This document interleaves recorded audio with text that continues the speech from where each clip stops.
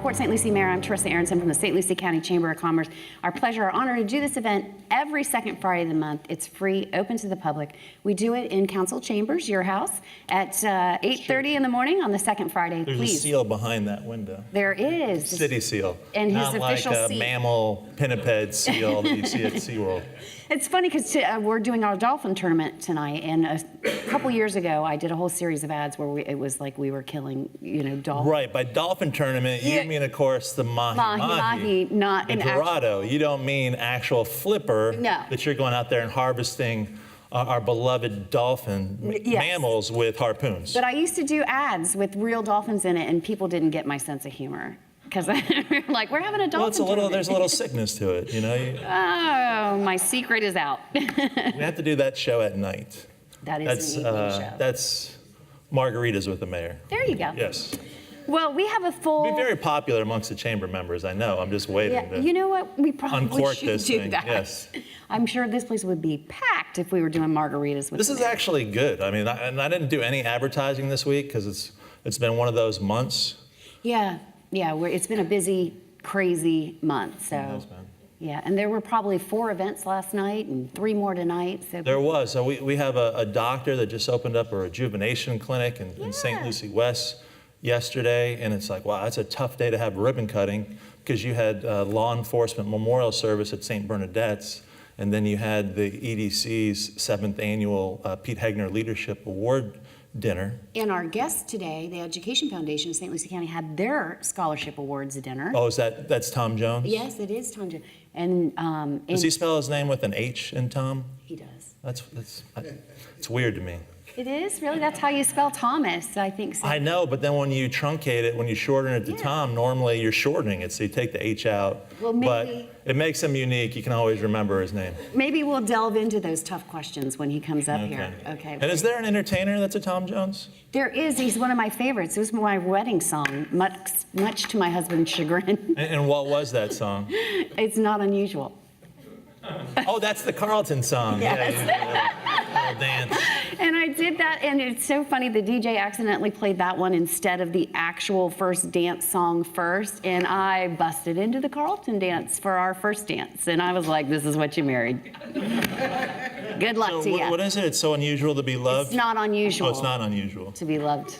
But his spelling is unusual for a Tom, but I digress. I know So it. what do we have on the agenda? We have the Education Foundation and Tom Jones with an H. Yes, and actually he's here because Mid-Florida, our sponsor for this entire year and a great community partner. We just did the ribbon cutting in St. Lucie West. Yes, sorry I was not there. They, you had a very good reason, so we get that, but they have given their time to Tom Jones so he can talk to us a little bit about the Education Foundation. That's very community-oriented of them. It is. I appreciate that very much. It's very nice. So anyway, I'm gonna talk with Tom for a few minutes. And they probably hope that the foundation puts all its bucks into Mid-Florida.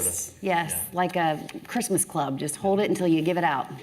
All right. Is that Karen Sweeney I see out there? Yes. I just want to Senator Gail Harrells. Call out the long-time legislative aide and assistant and probably right-hand person Chief of our everything. now Senator Harrell. Yes. Hi, Karen. And a Port St. Lucie resident. Oh yeah, absolutely. Yeah, long-time Very Port involved. St. Lucie resident.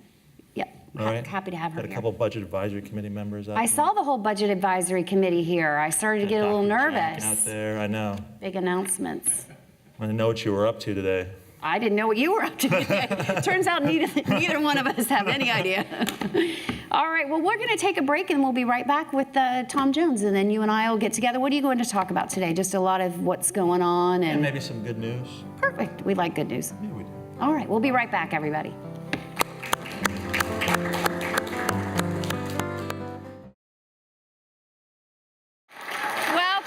Welcome back to Coffee with the Port St. Lucie Mayor. I have to say, on coming back on the crowd applause, the mayor's side did take that one, didn't it? think so, Yes, very good. Sorry, Mark's side.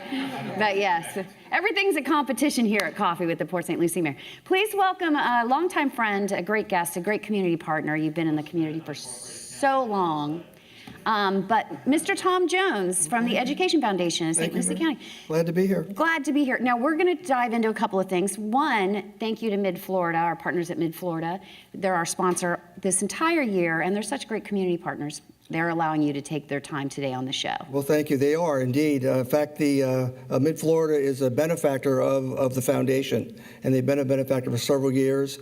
Last night, actually, we had our scholarship ceremony, and Mid-Florida had a scholarship that we worked with them, and so they're a great partner. And actually, you probably know the story, but they started out as a teachers credit union many years ago. Yep. So their heart is in the right place. So I believe in Lakeland, right? yes, that's right, in Yes. Lakeland. That's right. Yeah, good. Well, tell us, all right, to solve something that we were talking about earlier, why is it Tom with an H? Because you said there is a Yeah, good there's a story. little story there, and it's linked to Tom Jones, the singer. I actually made it up. I mean, when I was in high school, okay, Tom Jones, the singer, became very popular, and everyone was teasing me about the name, and I just didn't like it. So I sat down and said, how can I change my name a little bit? So I added the H back in, and there it is, right? We So talked about both Tom Jones. There you go. so it was a marketing ploy, is what it was, and it stuck. Very good. Well, I always remember that. Whenever I think of you, I think Tom with an H. Right. Yeah, good. Tell us what the Education Foundation does. Sure. We were created in 1990. We're a 501c3, one of the oldest actually in the county. Back in 1990, we were just a handful, and we were created by the school board and also some civic leaders, and actually the Chamber of Commerce was one of those leaders that helped us spin off the foundation. And we were created with the purpose to further public education. Yep. And what we do essentially are three programs, three efforts. One is to support our teachers and provide grant money to our teachers for programs. So, for instance, last year the school district created a mandate that every school would have a science lab. So they built science labs in all the schools, and our foundation came in and we filled those labs with supplies. Great. We also help students read. We have a reading program. We also help with STEM, science, technology, engineering, and math. And we also help with career and technical ed. So we love to support students that are graduating to be work ready or to graduate focused. So an example would be in the CTE program at the school level, students would get certified, say, in healthcare. Yeah. And we would provide the funding for them to take those tests. Yeah, so they can get the certification. Right, so we're in the They're background. expensive. Yeah, they are very expensive. So rather than the school provide it or the student have to pay for that, we actually step in. So the teachers write grants for us, and then we actually provide funding. And we're also very lucky in that the state of Florida, for the last several years, has authorized a state matching grant program. Yes. And Gail Harrell's representative is here, Karen, and they're big supporters of that legislative funding. So St. Lucie County each year gets about $60,000 per year. It's an opportunity to match. So if the foundation goes to the public and we raise $60,000 for teacher grants, then the state would match that. So then we would be able to provide a total of 120.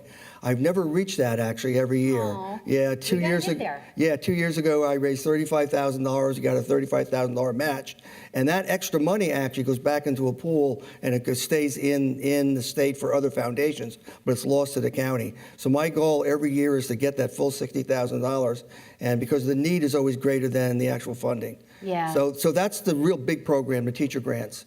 Then what we also do, we do programs that recognize excellence within the teaching staff or the professionals. So we sponsor the Night of the Stars program, and Night of the Stars really recognizes, it caps with the Teacher of the Year award. Yeah, I love that program. And it's been going on now for, oh my goodness, 25 years now. And you do support staff too, don't you? Yes, we do. Yeah. There's a categories for support staff. There's a categories for first-year teacher. So it's a great program. Yeah. It really is. And we're just honored to be a partner with that. And just in fact, I'm speaking with some folks at the Civic Center about perhaps bringing that Night of the Stars celebration to the public. The challenge that we have is that it's held at Lincoln Park Academy, which is a wonderful facility for us, but we packed the auditorium, and it can only hold 900. So we've been talking to the city about possibly bringing it to the Civic Center in 2021, and then the public would have the opportunity to come in and celebrate and see the excellence. Because, to learn about the story of all these teachers and then to be able to celebrate just one that's really done well is a real honor for the foundation.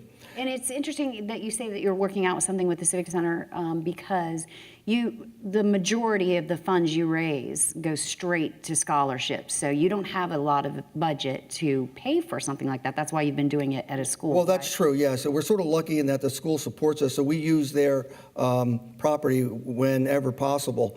But and we're I joined the foundation 4 years ago, and the board and I sat down, and we passed a resolution that if it's a mission-driven program, and that would be teacher grants, funds raised for teacher grants, fund raised for the recognition program for Teacher of the Year, and also fund raised for scholarships, that we would take, for every dollar that was given to us by the public, we would allocate 100% of that towards that cause. So if you donated money to the foundation for a scholarship, and say you were a donor and you wanted to create a scholarship like Mid-Florida did, and Mid-Florida gave us $1,000, okay, that full $1,000 goes towards that scholarship, goes right to the child. And what we do is that we raise money elsewhere, okay, through our annual dinner and other programs, and that helps with the actual foundation's annual budget, which is very modest because I'm the only person that works there full time. Yes, you are. And then we have a part-time office manager and a part-time bookkeeper. And we the have school board does offset that so that the money can stay with the kids. Exactly right. So the school board, and they help with the funding of a lot of the programs as well. So it's a great partnership. It actually came out of legislation out of Tallahassee in the late 1980s, where they created one foundation in each county. And there's only 3 states in the United States that actually have that model. But ours works really well. And in fact, in Florida, we have some of the largest foundations in the United States. And our foundation is sort of like the Goldilocks Foundation, not too big and not too small, and we're not too rich and not too poor. Good. But St. Lucie County has about 40,000 students. We have 400 staff that help those 40,000 students. We have about 40 schools, Yeah. and it's a wonderful school district. It's balanced really well. It's 30% black, 30% white, 30% Hispanic, and the rest are probably like you and me. They're a mixed race. And I share that, yes. yeah, we share a common heritage. But so it's a great school district, but it is challenged. It's challenged by poverty, and the poverty is spread equally throughout the county. I think the mayor would know that. It's not just in North County. No, it's not. It's everywhere. Those days are over. It is everywhere. It's everywhere. And we know about 73% of the students qualify for free and reduced lunch. Yeah. So that tells you the need, So Let's talk about how they can help. Let's talk about your website if they want to pledge, because I do like the fact that if I give you $500, you'll give somebody $500 in my name or whatever name I ask you to do it in. Yeah. So let's talk about how they can help with that. Your website address. Yeah, it's www.efslc.org. Okay, and they can name. We have many citizens that have scholarships in their name. Absolutely. We have about 21 donors, active donors, and that's been growing every year. And like last night was our scholarship ceremony. Yeah. And we gave away 58 scholarships from 21 donors.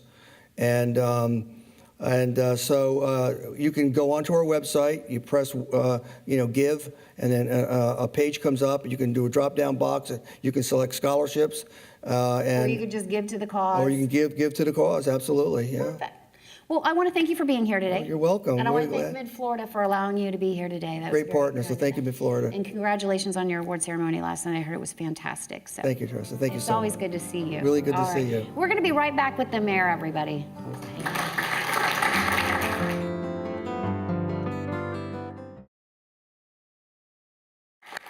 Welcome back. Welcome back to Coffee with the Port St. Lucie Mayor. I'm here with the mayor, as always, Greg Oravec. Beautiful city of Port St. Lucie. Come down, hang out with I us. haven't always been the mayor. Patricia Christensen's been the mayor. Yes. Bob Minsky's been the mayor. Who else is But the I mean, mayor? as always, you're with the mayor at the Coffee with the Mayor. Yes. Yeah, who else? That's semantics, as they say. But yes, who I don't. Well, Patricia could just it's been go a down a long long time. list of like Lawless, and I mean, she just go Jim field. Lawless. What about Fielding? Yeah. Fielding, Chesney. I mean, we'll just bust out the history book, which we have, by We the way. do have we do his- have the a Port St. PSL Lucie Historical Society. Yes, we do. That was done at coinciding with the then 50th anniversary. Yeah. I like to call it a birthday, but we got a guy by the name of McAfoos who always sends me an angry email if I would say it was a birthday of the city. Richard is very adamant about what he would like to. Call him Shorty Shorts if you get the chance. I do not Yes. think I will. No, don't do that? No. I do it, but I guess that's like a mayoral privilege. I think that comes Yeah. with the office. Yeah, probably. Well, we got lots to talk about today. So I was listening in, and I support the Education Foundation 100%, Yes. and have written checks to the Education Foundation. It's something we should all support if we can. At the same time, every time I hear the free and reduced lunch number, I want to push back just a little bit because I want people who need help to get help. But that's like a self-regulating program in my experience. And just in my travels across St. Lucie County and through life, I've come across business owners who live on Indian River Drive with a boat across the Indian River Drive in the lagoon whose children are somehow on free and reduced lunch. And so it's that kind of thing that just sticks with me. So when I hear that thrown out, I just have that little pushback. So make no mistake, We do have. support people who need help. We want to give them a hand up, not a hand out. But at the same time, let's make sure that we just don't accept just the number thrown out there. Well, we do have a large portion of people that probably genuinely need that free and reduced We do. lunch. But you're right. You just report yourself as in need. There's no proof or validation of that. Right, that I've seen. That I know of, and we could be wrong. And I'm willing to be educated on that. I am too. But as I've we say that, I've but definitely seen examples of I know that when my daughter was in abuse in the system. school, you didn't have to prove it because she asked me if she could do it. I was like, no. Why would we know? I mean, so Because you know, everybody was kind of doing it my wife Tanya Orbeck, we in the school system. so when I made the change to mayor, there was a big salary change that went with that, and we have 3 kids, so technically we might qualify for some things. And I was like, babe, my mom, after the divorce, worked 3 jobs. She couldn't buy herself necessities to take care of me and my sister. We're never taking anything. We're giving. We're never going to take anything from anyone. And so yeah, it's just one of those things. We're all shaped by our experiences. Well, anyway, we'll move on. Okay. What do you got going on?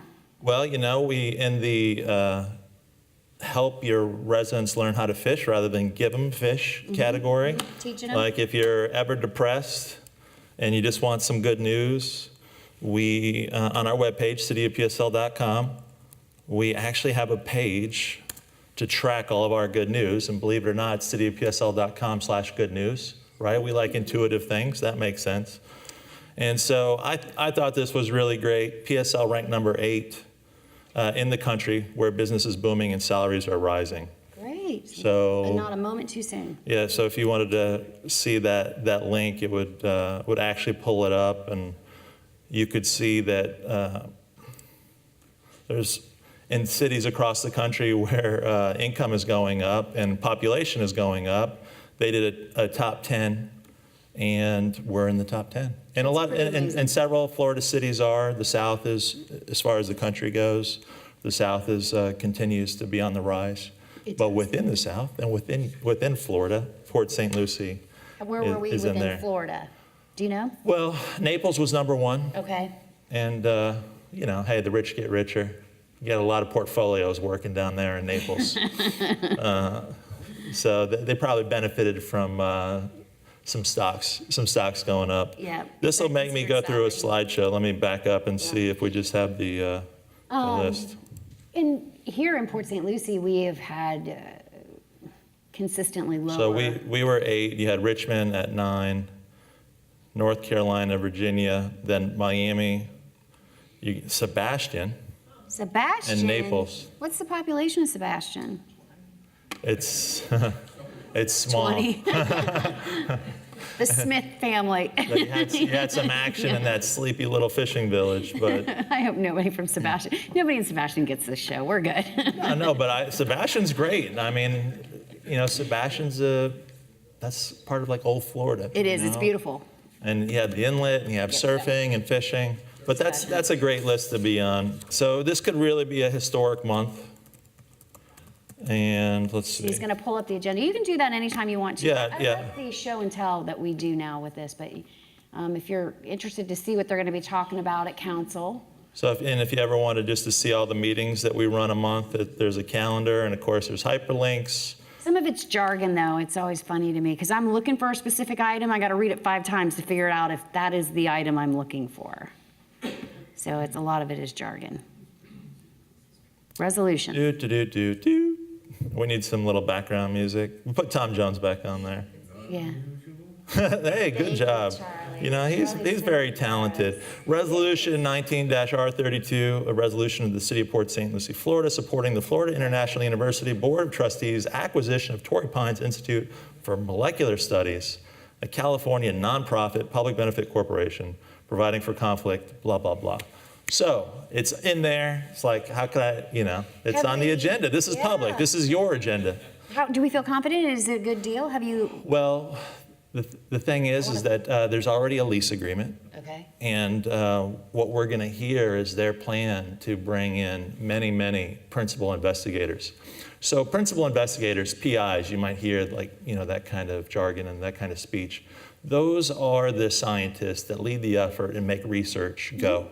And so any institution, whether it's chemistry, like TP, that's what I call Torrey Pines TP, or a biotech, it's the principal investigators that are researching the big questions, the big scientific issues of the day.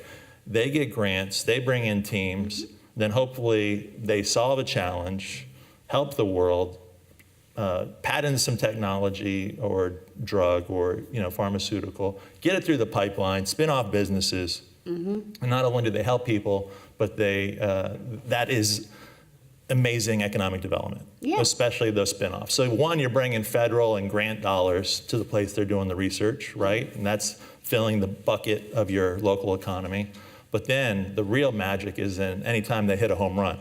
Yes, that's when the real money. And then, let's say they create an amazing drug that cures ovarian cancer. Then you hope that when they spin that off, you get the factory or the facility right there in your same market. And now you're bringing the world's dollars into the bucket of your local economy. This is like business wins. Where does that money go? Right. They sell it in Peoria, the money still comes back here. You want to be an importer of money. Makes sense, right, in your economy? So that's a common analogy. Like Jack would know that. He probably gave that lecture at a Rotary Club in Palm Beach Gardens. But if you think about your local economy as being a bucket or a bathtub, you want it to fill up with money from outside of the area. You want to be a net importer, and that means your economy is growing and that's why we like you're healthy. Manufacturing. Same thing. Right, and that's why having a service economy and other things is tough, because you're just dealing with local dollars, and actually you're exporting your dollars, right? Because when you go to Home Depot, the money's not really coming back to Port St. Lucie. You get a little bit of throw off in the salary, but the big bucks, Stay at their headquarters. Exactly. I don't know where Home Depot is headquartered. I feel. Does anyone know? I kind of feel like. Atlanta?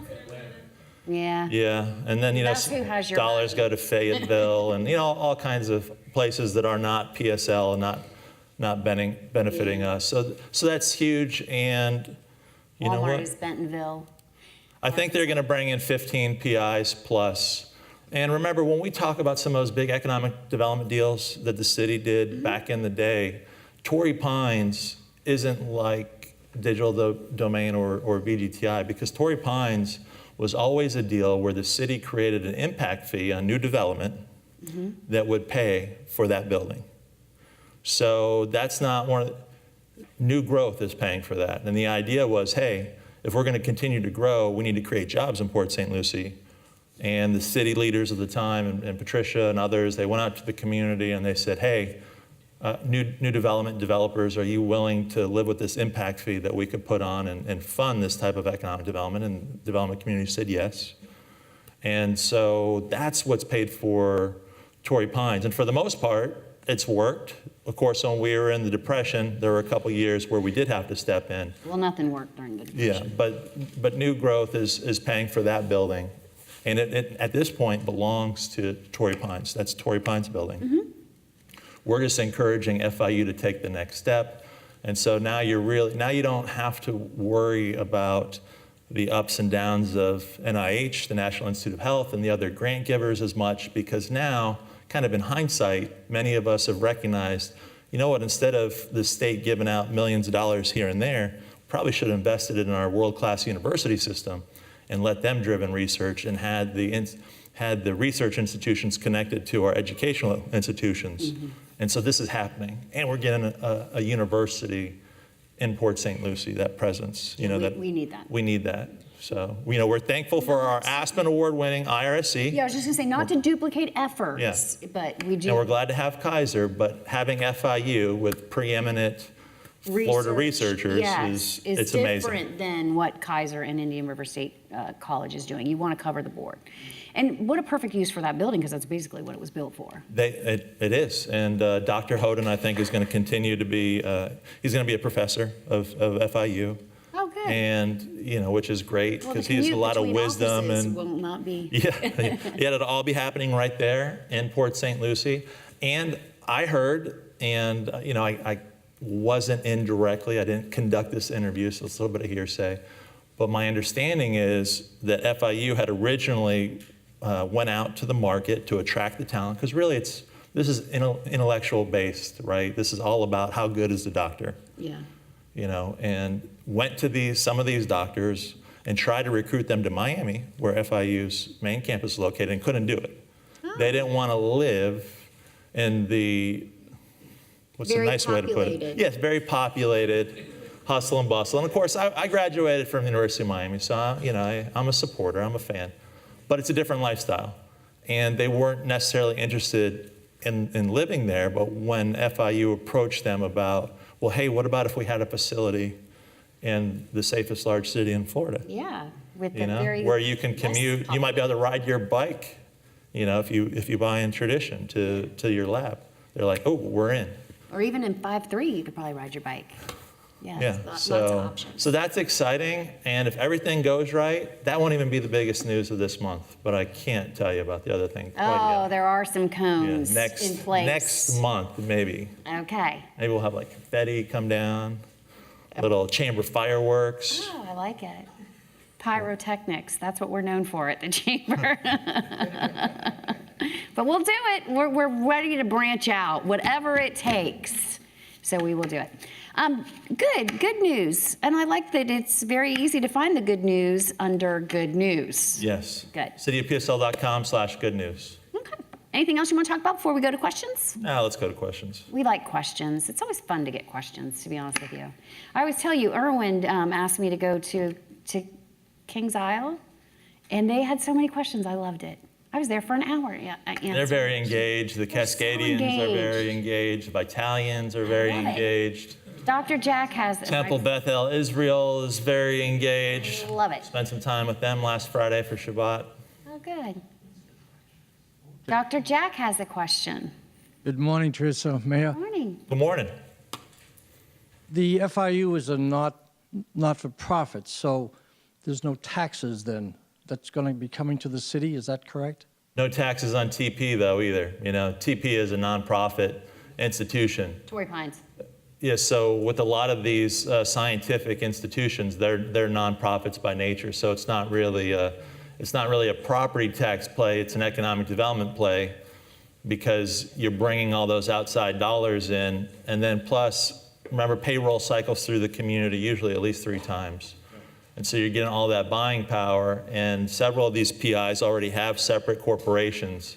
So now you have local corporations importing, hopefully, dollars, hitting a home run, and then many of those corporations could be taxable. Mm-hmm.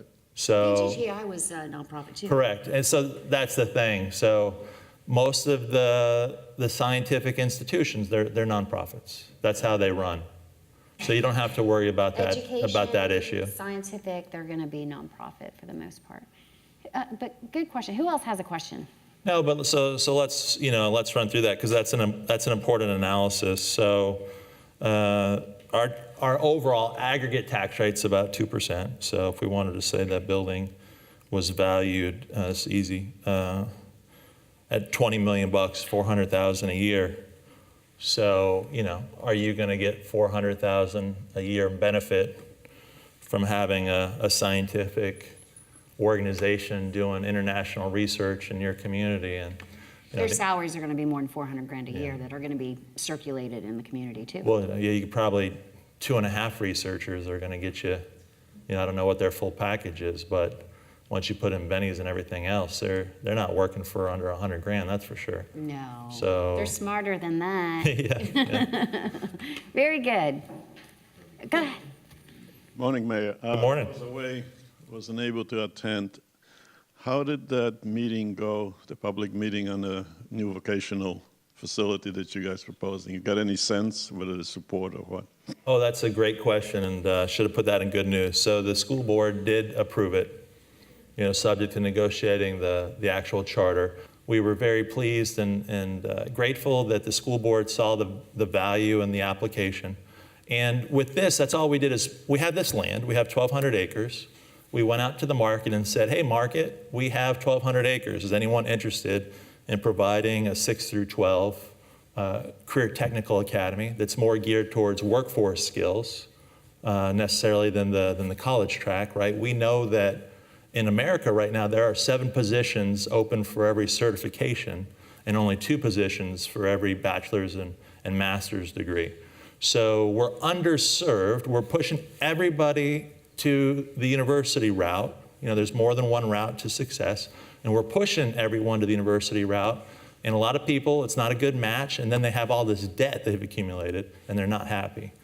So recognizing that there's another path through apprenticeships, internships, and technical certifications, and working with the EDC, who did and the whole community that did a workforce gap analysis to say, hey, if we want to have the workforce of tomorrow and have a lot of high-paying jobs, we need people with these skills. We kind of work together with all these things to go out to the market and identify a provider, which the only person that responded to our request for proposals, our solicitation, was Somerset. Mm-hmm. But the good news is Somerset already operates in our market, and they run the highest rated public high school in our area, not named Lincoln Park. So Lincoln Park is the top dog when it comes to performance, but the second highest performer is the College Preparatory Academy, run by Somerset. So they're the charter operator. They submitted their charter application to the school board. It doesn't always go well. Actually, the College Prep Academy charter was turned down, and they had to appeal to the state. So didn't know how it was going to go, just had our fingers crossed. But it was approved. Now they'll negotiate the charter, and hopefully that'll go smoothly. And so you have that 6 through 12 Career Tech Academy. Hi, I'm Mel Bromberg. Yeah, Mel would definitely grab that mic if she could. Yeah, we put new rules in place because we've lost control. Hi. I want to ask you about something called home rule. And we've seen a lot of preemption. Does that exist in Florida anymore? I don't even know if it exists. I think we're vassals of the state. Well, I do want to ask you in relation to... Oh, sorry, Karen. Aww. I do want to ask you in relation to a certain topic. We saw a lot of preemption of home rule in our state legislature this past... We did, Karen. And... That's Mel, but Karen's here. Karen? He's referring to Senator Harris. All right. Well, 5G is rolling out in the world, and 5G for cell phones is rolling out. And one of the things 5G needs is boosters in local areas from small cell antenna to help boost the signals that are going to be beamed in to the area. And some of those signals are going to be within neighborhoods via small cell antenna, which can be placed on trees and post offices and street lights, et cetera. And so some of the communities around the United States and around the world are concerned about the capacity to object to having these small cell antenna beam huge amounts of microwave radiation into their homes and into their residences, and onto things like trees, which could be damaged for wildlife and natural resources, et cetera. So I'm wondering, how proactive are we here in talking about our home rule, and what would happen if Port St. Lucie wants to embrace 5G technology and have these small cell antennas placed in neighborhoods? They have to be placed 500 feet apart in order for the signal to be received and picked up for Wi-Fi, as a Wi-Fi, et cetera. What are we going to do about that? Before you start, I just want to say, I know you got lots to say about home I rule. won't go too far into the weeds on this. I know. maybe. And then I feel like you were with me, but we were somewhere and some really smart guy said, sometimes you just say, I'm not smart enough to answer that question when it comes to the microwave and the effects and the trees. I can't remember where we were, but he said, sometimes you just have to say, but the home rule stuff, So you're going to dive in. Well, there's a couple things here. So one, just for everyone who's not tuned in, home rule is just the basic concept that local government has the right to rule itself. That's local control. And this is something that's really heated up. There's always a friction point, but it's something that's really heated up over the last several years as the state legislature continues to pull back things that the locals can regulate in favor of statewide regulations. And so a couple of kind of the headliners this year is you had the state say that locals can no longer say whether you can have plastic straws or not. Right. In the past, it's been banning plastic bags. I don't think you can require a tree removal permit anymore. And you think about communities like Coral Gables, the city beautiful, where trees is like, those are valued like people. Like those trees mean something. The city was laid out by American architects, so that's a big deal when the state, who may not necessarily understand what that means to be in Coral Gables, says thou shalt not do this anymore. Right. It's a really big deal because we are all kind of ingrained with the thought that the government closest to the people, governs best. And we see that play out. So when we do surveys, or Gallup does surveys, or when we do the Port St. Lucie Citizen Survey, we see that local government is the most trusted form of government. It's not even close. The county could say it's a little bit close, but the state, forget it. They're way down the list, and then the feds, that's like if you could have a negative poll as far as a negative number, you might get there. They can't relate to us at all. So, that's what home rule is. And It's really a one-size-fits-all, and I think anybody that runs a business or lives in a community, there's no way that one size fits all. We all know that. I have to run my business differently based on my community. You have to run the city differently based on, and when the power goes to the state, it's one size fits all. Clearly, Port St. Lucie is different than Panama City. Mm-hmm. It's different than Apopka. There are reasons why you have cities. If people didn't want cities, there wouldn't be incorporations. Indiantown just incorporated. There are 412 or so cities in the state. And why did they incorporate? There's only 67 counties because they wanted local control. Because they don't feel like, the county can regulate them. They're not the same. They want higher level of service. They want manifest destiny. They want to be able to control their own destiny. So that's what home rule is all about. It's a pretty straightforward concept. But unfortunately, it would seem that sometimes some legislators, even though they served on city commissions and county commissions, they go to Tallahassee and they decide that they're going to do something else. And what drives me crazy, because I do love trees, is like on that tree issue, you had a legislator who couldn't get a tree removal permit because it didn't meet the code. And he was so angry that now he's going to use the state legislature and the state lawmaking bill as a vehicle to solve, this problem. And that's the kind of stuff that just really drives me crazy. Mm-hmm. And I think at some point we're going to have to speak together more loudly to our state representatives. That's going to have to happen. So in this, what I would say, Mel, is if we can't even have the right to ban plastic straws or plastic bags, or they've actually adopted laws so that if you try to do anything, and guns is a hot button, right? When we talk about guns, So you can understand some preemptions, but they went so far as to put it on the books that they could charge mayors in cities that tried to do anything with gun regulations. So with all of those things, the idea, we've already missed the boat on 5G and telecommunications. In our best day, we would be lucky to regulate the big utilities. Utilities. And so that was preemption, if I'm not mistaken, from a year or two ago. And then furthermore, this whole argument of electromagnetic radiation, we cannot even consider that based on the Federal Telecommunications Act. So we don't even get to go there. So, that's a conversation for a different day. I know you're very passionate. Yeah. Keep working on that issue. Go to the state legislature. But to me, that's not even a fight that we can hope to win. No, when it's big money like that, like utilities, good luck. But home rule, you got to keep trying. You got to keep trying because they can't regulate me. They don't even know me.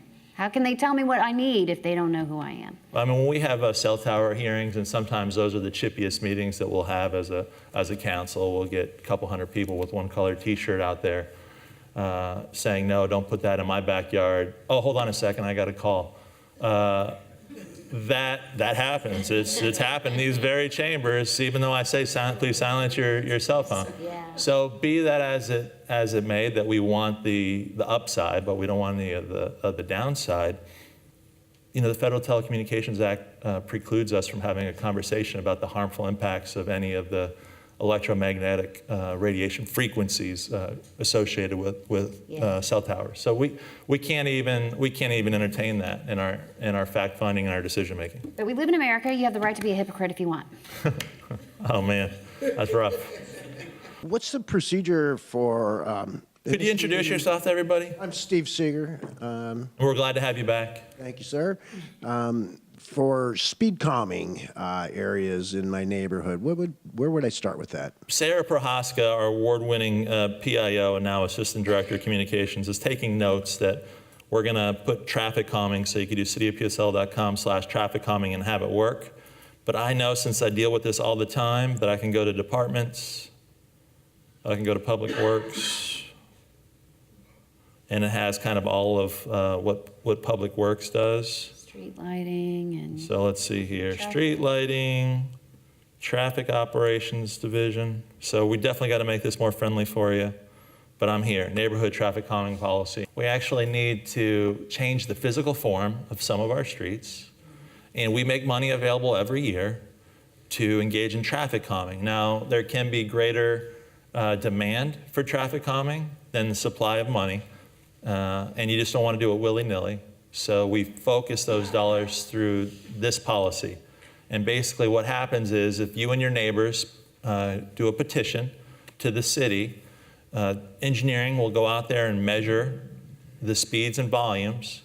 And if it meets certain thresholds, engineering thresholds, then we can do a project.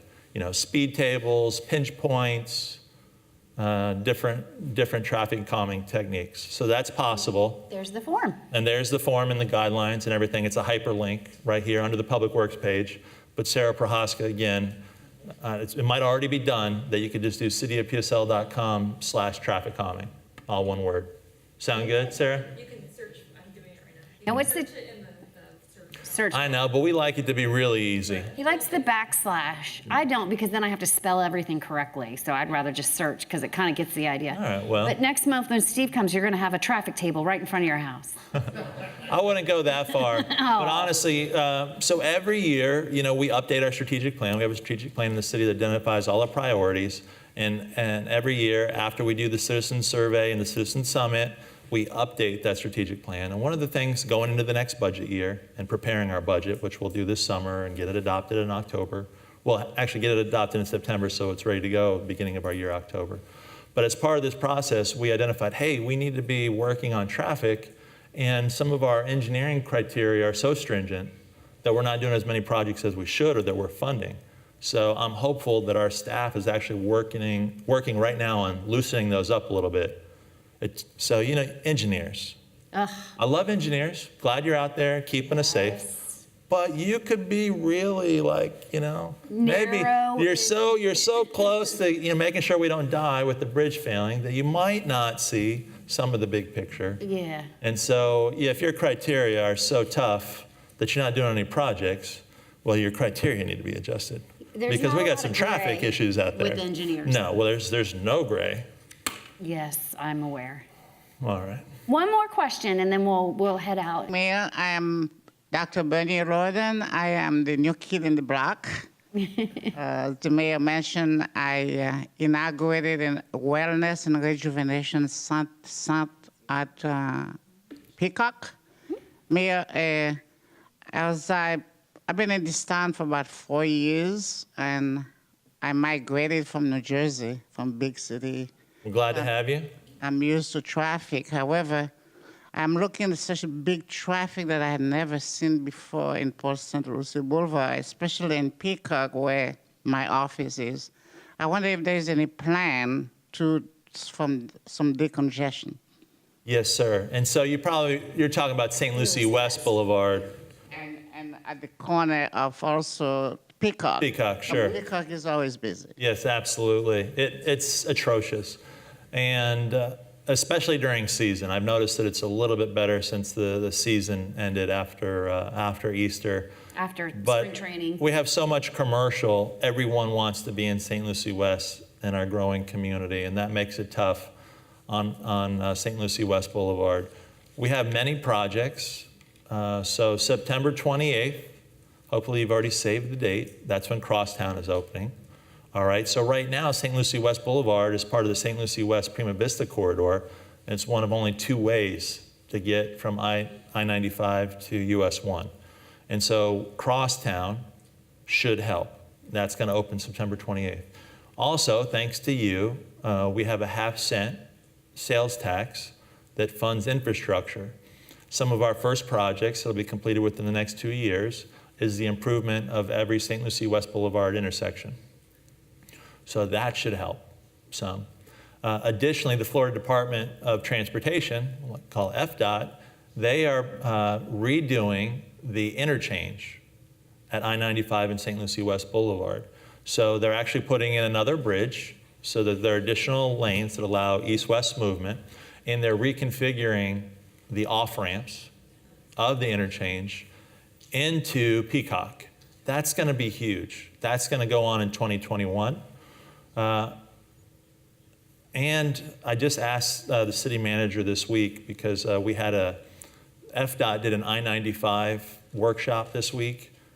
They have some additional plans for Peacock that aren't scheduled till 2045. I know, it's crazy how the time scale that FDOT works on. But I asked the question of, given the great demand and given that we have half-cent sales tax dollars, is there any way that we could expedite the Peacock improvements so that we could do the ultimate configuration of tomorrow today? So we're working on that.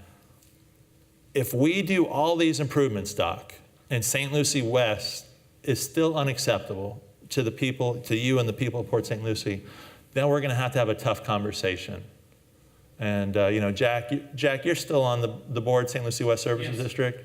So Jack is actually an elected official, also serving St. Lucie West. You may know we have a community development district out there. It's called the St. Lucie West Services District. He's actually on the board, an elected official out there. We would have to have a tough conversation about what we want St. Lucie West Boulevard to be. So if we improve every intersection, if Crosstown is open, if the interchange is redone, I didn't even mention the widening of California so you can get traffic between Crosstown and other points easier with greater volume. If all those things still don't get St. Lucie West operating like you want it to operate, then you have to have the tough conversation of, is 6-laning right for St. Lucie West? And it's not as easy as you think, like, oh, heck yeah, let's blow it out. Because going to 6-lane completely changes the character of the neighborhood, changes the driving experience, especially for elderly drivers, which is a special consideration for me in St. Lucie West, and all the people going to your clinic to be rejuvenated. They're not going to your clinic because they're 18 and at the height of their prowess. Reflexes they're like a cat. They're going to be rejuvenated. So that's something we have to keep in mind. I always say that St. Lucie West, who wouldn't want to live there? There's only two issues. One is traffic on St. Lucie West Boulevard, and the other is stormwater drainage.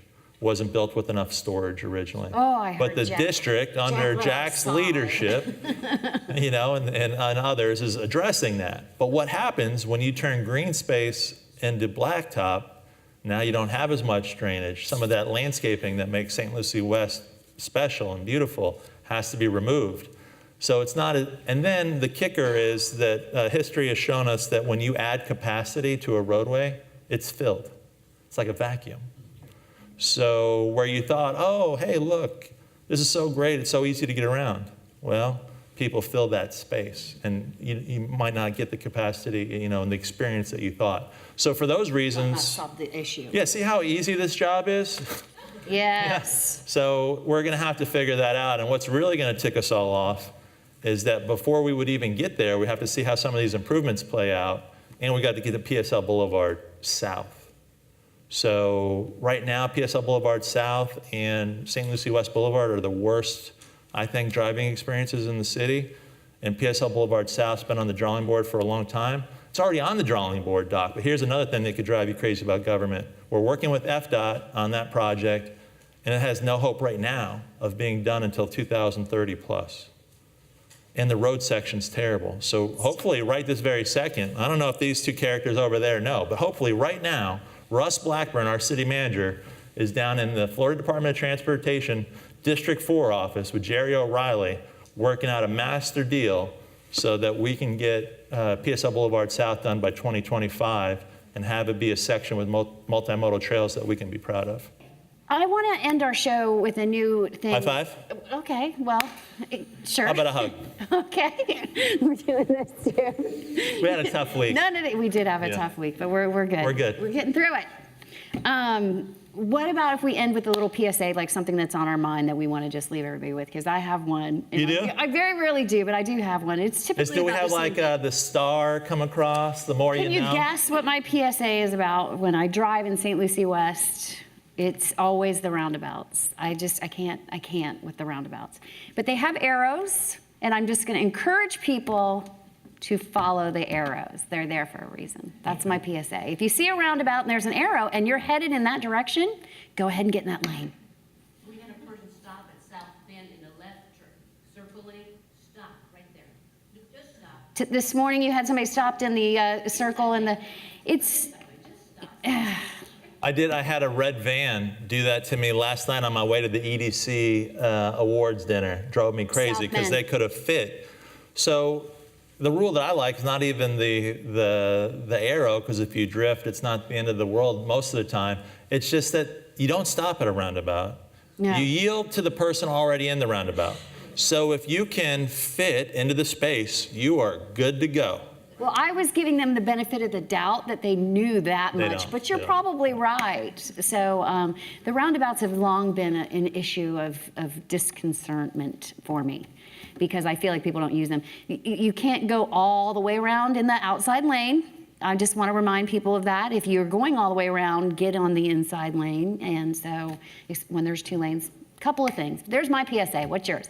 No, I like that one. So just yield to the person in the circle. That's really the most important Yes, rule. yield. Don't and stop. even with these little nits and gripes, what I would say is that they have worked wonders on Yes. two-lane roads Yeah. in the city. Now, I don't like this tulip. I don't like the Tulip College Park circle. That's causing a lot of discontent in the community. There's a lot of people fired up about that because it's not our usual configuration. I have to think about that. But like the South Bend one, that was one of the worst signals in the entire city when South Bend would back up because Yes. you had a light on a curve with two-lane roads and a bridge. It was a cluster. And now it's, you know, the little nits aside, it's amazing compared to that. It's a beautiful entry to one of our great neighborhoods. It's in tandem with Boat Ramp Park, which is a gorgeous, you know, Key Yeah. West style park, and it's wonderful. And there's actually two roundabouts coming out to St. Lucie West Torino, right where, you know, they kind of meet there, going into Torino on Cashmere in California. It's Yeah. part of the half-cent projects. have sent sales tax That makes sense. projects, and it really helps with flow. I agree with you. I do like a roundabout, and I do think it solves a great deal of issues. I just, side note, how about if we just use them correctly? Yeah. But that would be good. And don't break any laws out there. I appreciate everybody coming today, and of course, I appreciate the mayor for being here. I really appreciate the questions. I love it when we get questions. I think that's a great part of why we're here. Big thanks to Mid-Florida for allowing Tom Jones to come on and talk about the Education Foundation. We are longtime supporters of the Chamber. And everybody here, all your staff, Sarah and Kate, who we call out regularly. Don't forget Teresa. And Teresa. She's still on probation, but she's doing a great Aw, job. she's been here a while, though. Planning director, interim planning director. Interim. Yeah, sorry about that, Teresa. So thank you, She's everybody. got the eye of the tiger. I don't know that she wants to stop with planning and zoning. Have a great day. Check out our calendar, stluciechamber.org, for all of our events. Many of them are free and open to the public. We'll see you next time. And have a great fishing frenzy. Thank you.